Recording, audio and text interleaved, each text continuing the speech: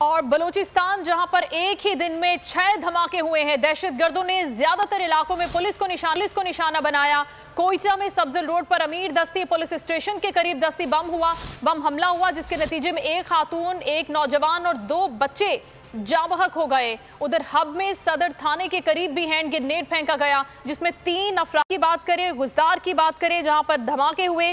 Quetta satellite town में FC की check post को निशाना बनाया गया, वहां पर धमाका हुआ। एफसी की चौकी को नुकसान नहीं पहुंचा। 8 शहरी जख्मी हुए जिन्हें ट्रॉमा सेंटर मुंतकिल किया गया है। इस बारे में सारी सूरत हाल के बारे में हम जानेंगे बोल न्यूज के नुमाइंदा आजम उल्फत से। एक ही दिन, अहम दिन और 6 दहशतगर्दी के मुख्तलिफ वाकयात, क्या सूरत हाल है, क्या कहना है इस हवाले से?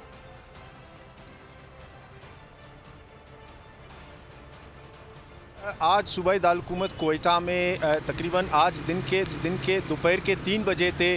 कोयटा के इलाके सब्जर रोड पे पहला धमाका हुआ और थोड़ी देर कबल कोयटा इलाका सैटेलाइट टाउन दूसरा धमाका यहाँ पे हुआ और अब से थोड़ी ही देर कबल सरियाब जहाँ पे इस वक्त हम मौजूद है दस्ती बम फेंका गया, जिससे ज़ोरदार धमाका हुआ। अब तक सिविल हॉस्पिटल कोयटा 19 ज़ख्मियों को लाए जा चुके हैं, जिनमें पहला जो ज़ख्मी हुए थे उनमें 4 ज़ख्मी हुए थे, जिनमें से एक की हालत तशवीशनाक बताई जाती है। कोयटा से हट के बलूचिस्तान के जो दीगर इलाके हैं उनमें खुजदार ज़िला है, वहाँ एक धमाके की इतलात है और इसी तरह तुरबत बड़ा शहर है कोयटा के बाद, वहाँ पे भी धमाके हुए हैं। और साथ साथ जो जुड़वा शहर है अब चौकी के मुकाम पे भी एक धमाका हुआ है। बज़ाहिर तमाम धमाके सिक्योरिटी फोर्सेस पे हुए, तमाम सिक्योरिटी फोर्सेस खुशकिस्मती से बचे हैं और जो शहरियों की तादाद है वो अब तक सिविल हॉस्पिटल और बीएमसी में 19 ज़ख्मियों को लाए जा चुके हैं, जिनमें से 15 को डिस्चार्ज कर दिया गया है, 4 की हालत तशवीशनाक है और उनको दाखिले हॉस्पिटल कर दिया गया है।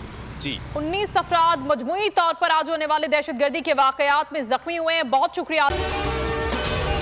अगर आपको ये वीडियो पसंद आई है तो हमारे चैनल को सब्सक्राइब करें और बेल आइकन को प्रेस करें।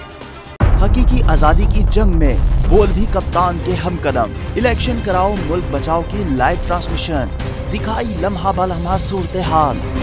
रील और रेटिंग में भी बोल न्यूज रहा नंबर 1।